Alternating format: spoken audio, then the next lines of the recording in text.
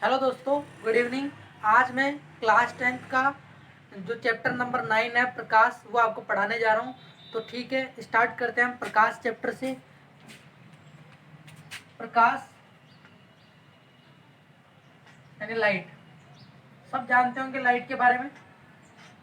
हमारे जो पृथ्वी है उस पर जो प्रकाश आता है वो कहाँ से आता है? जो मुख्य स्रोत जो होता है वो सूर्य होता है। ठीक है। और हम हमारे आसपास की जो भी वस्तुएं होती है उनको देख पाते हैं किसके कारण? प्रकाश के कारण। अगर अंधेरे कमरे में जाएंगे और वहाँ की वस्तुओं को देखेंगे तो हमें कुछ भी दिखाई नहीं देगा। ऐसा क्यों होता है? क्योंकि वहाँ पर प्रकाश नहीं होता है। अगर वहाँ पर बल्ब जला दिया जाए उस कमरे के अंदर तो वहाँ पर रखी हुई सारी वस्तुएं हमें दिखाई देने लग जाती है। ये सब प्रकाश के कारण होता है। ठीक है। तो प्रकाश का हमारे जीवन में बहुत बड़ा इंपॉर्टेंट रोल है। अब इससे प्रतिबिंब का निर्माण कैसे होता है? प्रतिबिंब का निर्माण कैसे होता है कि अगर किसी वस्तु से जब प्रकाश की किरणें आती है तो वो हमारी आँख के रेटिना, हमारी आँख से क्या होती है? हमारी आँख के रेटिना से टकराती है और उसका प्रतिबिंब कहाँ बनता है? रेटिना पर बनता है। और रेटिना से संवेदनाएं जो होती है वो हमारे मस्तिष्क में पहुँचती है और मस्तिष्क से हमें मस्तिष्क संवेदनाएं पहुँचने के बाद में हमें अनुभव होता है कि वो जो वस्तु है उसका आकार और रंग ऐसा है, दिखाई देने लग जाता है। जैसे कि आपने देखा हो कि कोई वस्तु है जिसका रंग लाल दिखाई देता है। तो लाल क्यों दिखाई देता है उसका? क्योंकि जो सूर्य से बहुत सी प्रकाश की किरणें आती है जिसमें से 7 रंगों का पैटर्न आता है जिसको विबग्योर बोला जाता है, बेजाना आपी नाला जिसको बोलते हैं। तो जिसमें से जब 7 रंगों का प्रकाश किसी वस्तु के ऊपर पड़ता है तो उसमें से जो जिस रंग का प्रकाश परावर्तित होकर हमारी आंखों तक पहुंचता है उसी कलर की वस्तु हमें दिखाई देने लग जाती है। इसी तरीके से लाल रंग का प्रकाश टकरा कर आया तो हमारी आंखों में पहुंचा तो हमें कैसी वस्तु दिखाई दी? लाल। समझेंगे कि प्रकाश से जो आने वाला प्रकाश है वो कितने भागों में बटा हुआ है। देखो, सूर्य से जो प्रकाश आता है,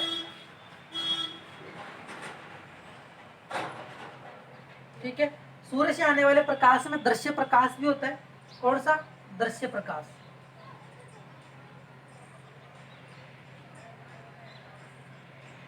अब दृश्य प्रकाश में 7 रंग होते हैं, विबग्योर जिसको बोलते हैं, VIBGYOR, विबग्योर।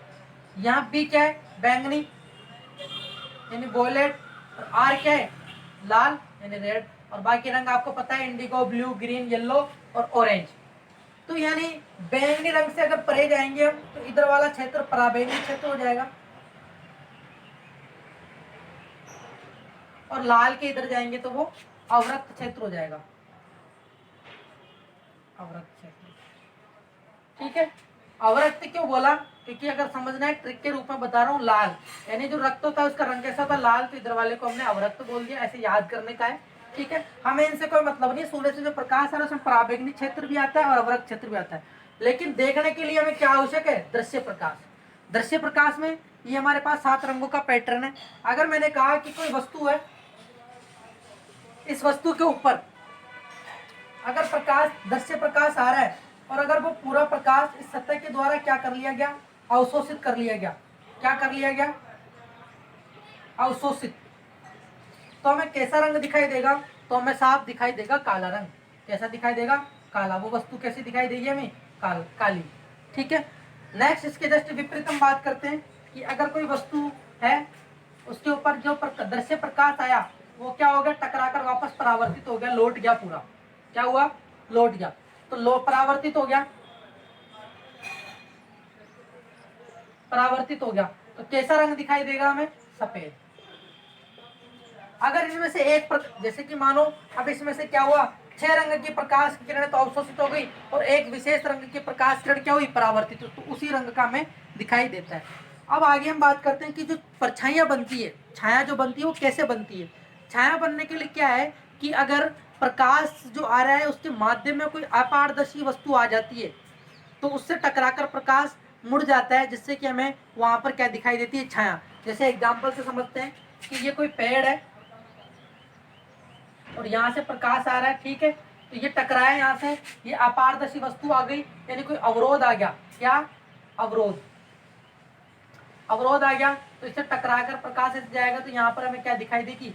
परछाई यानी छाया। इस तरीके से हमें परछाई, छाया दिखाई देती है।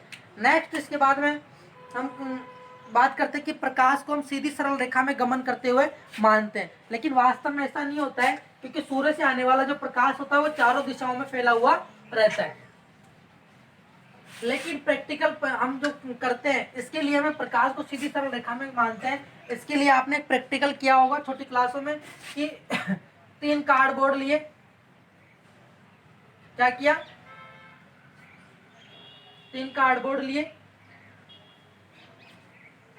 जिनके बीच में छेद कर दिया, या एक मोमबत्ती जलाई, यहां से देखने वाला जब देखेगा तो उसको प्रकाश कैसा दिखाई देगा, एक सीधी सरल रेखा में गमन करते हुए दिखाई देगा। तो ये आपको याद रखना है कि प्रकाश कैसा दिखाई दे रहा है, सीधी सरल रेखा में गमन करते हुए मानना है। और हम इस चैप्टर में प्रकाश को सीधी सरल रेखा में गमन करते हुए मानते हुए और प्रकाश से संबंधित जितनी भी घटनाएं होती है उन सबका अध्ययन करेंगे, उसमें सीधी सरल रेखा मानेंगे। ठीक है, यहाँ हम प्रकाश से संबंधित कुछ महत्वपूर्ण बातें और पढ़ते हैं। क्या कि प्रकाश का वेग जो होता है वो निर्वात में कितना होता है, क्योंकि यहाँ सूर्य से यहाँ पृथ्वी है, तो यहाँ से जब प्रकाश आएगा, ये हमारा सन है, ये अर्थ है, ठीक है। वैसे सन बड़ा होता है, मैंने बनाया, सन से अर्थ तक प्रकाश आ रहा है, तो इसके बीच में क्या है, निर्वात, इसके बीच में निर्वात है। तो सूर्य से अगर अर्थ तक प्रकाश आ रहा है तो कितनी स्पीड से आता है, वो आता है 3 गुणा 10⁸ मीटर पर सेकेंड की स्पीड से। कितनी तेज स्पीड हो गई। अगर इस स्पीड को अगर मैं मीटर को किसमें बदलना चाहूँ, किलोमीटर में, तो क्या हो जाएगा, देखो 3 × 10⁸ 1 किलोमीटर में कितने मीटर होते हैं, 1000 मीटर। ठीक है, हम मीटर को किस में बदल रहे, किलोमीटर में, तो 1000 का भाग देना पड़ेगा, इसमें 1000 का भाग दिया तो क्या हो जाएगा, किलोमीटर पर सेकेंड। तो 3 0 से 3 0 गई तो कितने हो गए, 8 में से 3 गया तो 5, तो 3 गुणा 10⁵ किलोमीटर पर सेकेंड। इसको अगर हम लिखें तो देखो, इकाई, दाई, सैकड़ा, हजार, 1000, लाख, 3 2 5, इकाई, दाई, सैकड़ा, हजार, 1000, लाख, यानी 3 लाख किलोमीटर। कितना हो गया, 3 लाख किलोमीटर पर सेकेंड हो गया ये। ठीक है, इसको ऐसे नहीं लिखेंगे, 3 गुणा 10⁵ तो हमने लिख ही दिया, इतना किलोमीटर। अगर लाख में बात करें तो 1 सेकेंड के अंदर प्रकाश जो है वो 3 लाख किलोमीटर की दूरी तय करता है, 3 लाख किलोमीटर। आप देख लो, आप खुद अनुमान लगा सकते हो कि प्रकाश जो है निर्वात में कितनी तेज गति से गति करता है, कितनी तेज गति से आता है, तभी तो पृथ्वी पर पहुंच सकता है। और मैं आपसे पूछूं कि सूर्य से पृथ्वी तक प्रकाश को आने में कितना समय लगता है, कितना समय लगता है बताओ, वो समय लगता है 8 मिनट और 24 सेकेंड। ठीक है, यानी प्रकाश को सूर्य से अर्थ पर आने के लिए कितना समय लगता है, 8 मिनट और 24 सेकेंड पर आके पहुंच जाता है। यह बात होगी निर्वात की, यानी निर्वात में प्रकाश का वेग कितना होता है, 3 गुणा 10⁸ मीटर पर सेकेंड। अगर लाख में बात करें तो 3 लाख किलोमीटर, 3 लाख किलोमीटर पर सेकेंड। ठीक है, इस तरीके से अब प्रकाश का संचरण जो होता है, प्रकाश के संचरण के लिए हमें माध्यम की आवश्यकता नहीं होती है, लेकिन अलग अलग माध्यम में प्रकाश का वेग अलग अलग हो जाता है। जैसे निर्वात में कितना वेग था, 3 गुणा 10⁸। अगर हम प्रकाश को पानी में या फिर किसी ठोस में या फिर किसी द्रव में अगर प्रकाश को ले जा रहे हैं तो उसके वेग में क्या आ जाएगी, परिवर्तन आ जाएगा। अब ये बता नहीं सकते फिक्स में कमी आएगी, कमी होगी, निर्वात से तो क्या होगी, कमी होगी। तो एक प्रकाश के लिए हम लिख सकते, प्रकाश के लिए क्या कह सकते हैं कि प्रकाश के संचरण के लिए माध्यम की आवश्यकता नहीं होती है, लेकिन प्रकाश का वेग अलग अलग माध्यम में अलग अलग होता है। यहाँ तक आपको समझ में आएगा। ये थी बेसिक बातें प्रकाश के लिए। अब इसके आगे हम पढ़ेंगे प्रकाश से संबंधित घटनाएं, जिसमें परावर्तन पढ़ेंगे, अपवर्तन, पूर्ण आंतरिक परावर्तन और इनके एग्जाम्पल। जैसे अपवर्तन में पानी में रखी हुई पेंसिल का मुड़ा हुआ दिखाई देना, सूर्योदय व सूर्यास्त से पहले सूर्य का दिखाई देना, और सूर्य का लाल दिखाई देना, बादलों का सफेद दिखाई देना, ये सब पढ़ेंगे इसमें इन घटनाओं के आधार पर। ठीक है, तो स्टार्ट करते हैं हम प्रकाश के परावर्तन से, कि प्रकाश का परावर्तन किसे कहते हैं।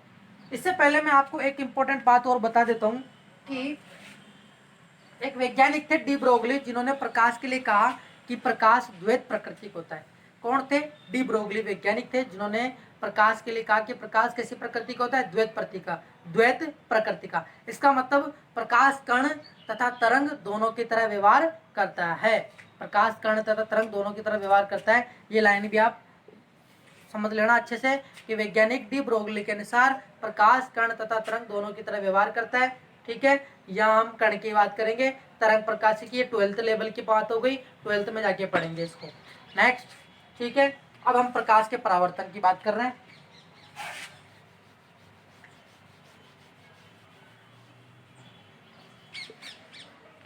यहाँ से इंपॉर्टेंट है आपके board exam point of view से, तो यहाँ से आप लिखते भी जाना, मैं आपको पूरा लिखवाऊंगा भी।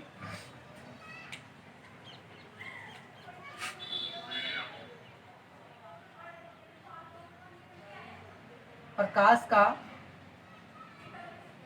परावर्तन यानी रिफ्लेक्शन ऑफ लाइट। आइए समझते हैं क्या होता है प्रकाश का परावर्तन। परावर्तन यानी अगर मैं आप एक एग्जांपल देता हूं, अगर मैं बॉल को किसी दीवार के फेंक के मारता हूं तो वहां टकराकर वापस मेरे पास ही लौट के आएगी। इसी तरीके से प्रकाश क्या होता है कि अगर किसी सतह से प्रकाश टकराकर वापस उसी माध्यम में लौट जाता है, उसी को हम प्रकाश का परावर्तन कहते हैं। ठीक है, क्या होता है प्रकाश का परावर्तन कि प्रकाश किरण का, प्रकाश का किसी सतह से टकराकर वापस उसी माध्यम में लौट जाना ही प्रकाश का परावर्तन कहलाता है। समझेंगे इसको यहाँ कि ये कोई सतह है जो नीचे से पॉलिश करी हुई है, परावर्तक सतह बोलेंगे इसको। प्रकाश की किरण आ रही है, ठीक है, ये टकराई और टकरा के वापस उसी माध्यम में लौट गई, तो इसी को हम बोलेंगे प्रकाश का परावर्तन। तो परिभाषा लिखेंगे इसकी, मैं लिख देता हूं, ये मैंने परिभाषा लिख दी है। क्या है परिभाषा? प्रकाश का किसी सतह से टकराकर वापस उसी माध्यम में लौटना क्या कहलाता है? प्रकाश का परावर्तन कहलाता है। और ये कितने प्रकार के होते हैं? ये 2 प्रकार के होते हैं।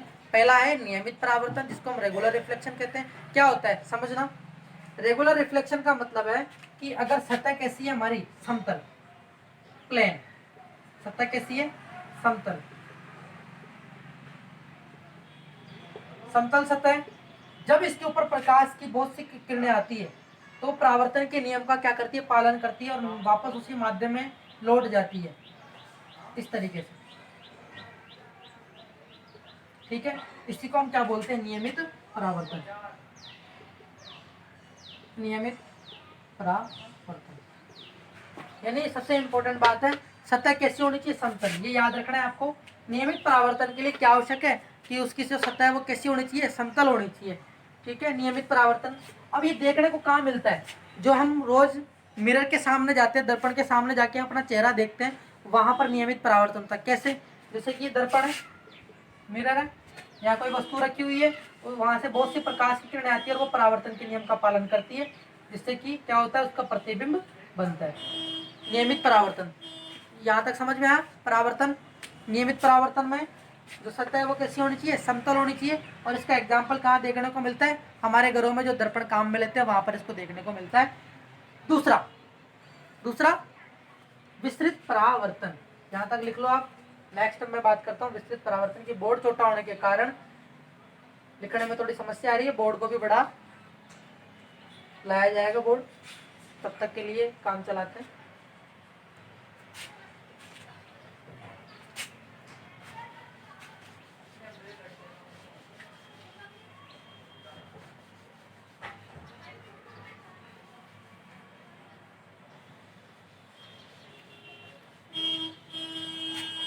दूसरा है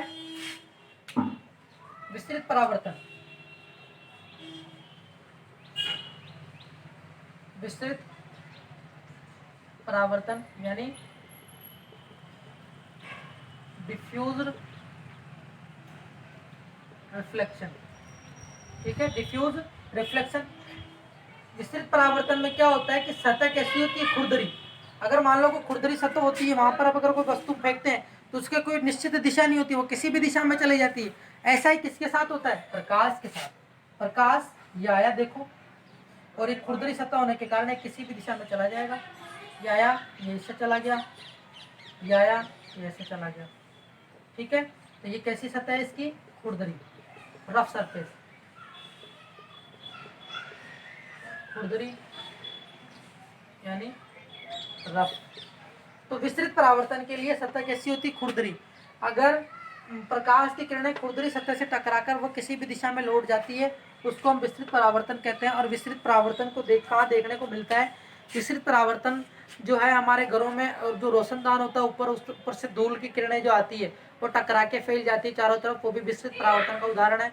और जो हम कहते हैं कि आकाश का रंग नीला दिखाई देता है, क्या सबसे इंपॉर्टेंट बात है, क्वेश्चन भी आता है इसके ऊपर, आकाश का रंग नीला दिखाई देता है। क्वेश्चन है, आकाश का रंग नीला, आकाश का रंग नीला दिखाई देता है, क्यों? समझना इसके आंसर को कि आकाश का रंग हमें नीला दिखाई क्यों देता है। सूर्य से, ये हमें पता है, सूर्य से जो आने वाली प्रकाश की किरणें हैं उसमें दृश्य प्रकाश भी होता है, और दृश्य प्रकाश में 7 रंग होते हैं। और जब सूर्य से प्रकाश की किरणें आती है तो उसके बीच में वायुमंडल के बहुत से सूक्ष्म कण होते हैं। जब दृश्य प्रकाश उसे टकराता है तो 7 रंगों में से क्या होता है, सबसे ज्यादा नीले रंग का प्रकाश फैल जाता है। सूक्ष्म कणों से टकराकर, सूक्ष्म कणों से टकराता है तो नीले रंग का प्रकाश जो है वो सबसे ज्यादा टकराकर फैल जाता है। इसीलिए हमें, और कैसा परावर्तन होता है वहां पे, विस्तृत, क्योंकि उसकी कोई निश्चित दिशा नहीं होती है, वो टकरा कर इधर से उधर फैलता हुआ जाता है। उसी को हम क्या बोलते हैं, विस्तृत परावर्तन बोलते हैं। इसी तरीके से नीले रंग का प्रकाश सबसे अधिक ज्यादा फैल जाने के कारण हमें आकाश का रंग कैसा दिखाई देगा, नीला। ध्यान रखना, ये आकाश का रंग नीला दिखाई देने का कारण कि जब सूर्य से आने वाली प्रकाश, सूर्य से आने वाला प्रकाश जब वायुमंडल की बहुत सी परतों से टकराता है, सूक्ष्म कणों से टकराता है, तो नीले रंग का प्रकाश सबसे अधिक फैल जाने के कारण हमें आकाश का रंग नीला दिखाई देता है। इसी में एक और क्वेश्चन बढ़ता है कि आकाश का रंग नीला दिखाई देता है, या आप बुक में से पढ़ लेना, लिखाने की जरूरत नहीं है, मैं आपको समझा रहा हूँ कि कैसे। कि देखो, दोबारा से बता देता हूँ एक बार, कि मान लेते हैं ये सूर्य है, इसको यहाँ से समझते हैं, ये क्या है, सूर्य है, सन है, यहाँ जो बदल है मान लो ना, क्या ये सूर्य से प्रकाश आ रहा है, तो यहाँ बहुत से वायुमंडल की बहुत सी परतें हैं, यहाँ पे क्या है, वायुमंडल की सूक्ष्म कण भी है बहुत से, तो ये प्रकाश से टकरा कर क्या करता है, फैलने लगता है। तो सबसे ज्यादा फैलने वाला जो प्रकाश होता है वो कौन सा होता है, नीला। तो नीला प्रकाश इसमें फैल जाता है तो हमें कैसा रंग दिखाई देता है, नीला। अब एक क्वेश्चन बनता है कि आकाश का रंग नीला दिखाई दे, काला दिखाई, ऊपर से वायुमंडल के बाहर से देखने पर आकाश का रंग नीला दिखाई देता है, क्यों? क्योंकि आकाश के बाहर से अगर हम देखेंगे तो वहां पर परावर्तन ही नहीं होगा, और क्योंकि वहां कुछ भी नहीं है, निर्वात है, और निर्वात में परावर्तन होगा ही नहीं, तो हमें आकाश का रंग कैसा दिखाई देगा, काला दिखाई देगा। ठीक है, यहाँ तक समझ में आया। प्रकीर्णन, यहाँ पर एक बात आती है प्रकीर्णन की, किसकी, प्रकीर्णन क्या होता है। प्रकीर्णन का मतलब ये है कि प्रकाश की किरणों का फैलाव होना, स्कैटरिंग हो जाना। तो छोटे छोटे सूक्ष्म कण होते हैं ना, उनसे, जो छोटे छोटे सूक्ष्म कणों से प्रकाश किरण टकराकर फैल जाती है, उसी को हम प्रकीर्णन बोलते हैं। और रेले के प्रकीर्णन के नियम के अनुसार, रेले का एक प्रकीर्णन का नियम है, रेले के प्रकीर्णन का नियम है, वो है कि जो लैम्बडा की चतुर्थ घात के समानुपाती होता है, जो प्रकीर्णन होता है, प्रकाश की किरणों का जो प्रकीर्णन होता है वो तरंग दैर्ध्य की चतुर्थ घात के समानुपाती होता है। यानी जिसकी तरंग दैर्ध्य ज्यादा होगी, यानी ज्यादा, उसकी घात 4 हो गई, उसका भाग लगेगा, उसका प्रकीर्णन सबसे कम होगा। तो नीले रंग का प्रकीर्णन जो होता है यहाँ सबसे ज्यादा होता है, इसलिए आकाश का रंग कैसा दिखाई देता है, नीला दिखाई देता है। यहाँ तक समझे, हमने प्रकाश के परावर्तन की परिभाषा पढ़ ली और दोनों के प्रकार पढ़ लिए। नेक्स्ट हम इसमें पढ़ेंगे प्रकाश के परावर्तन के नियम। ठीक है, नेक्स्ट इसके आगे कंटिन्यू करेंगे। Okay, thank you.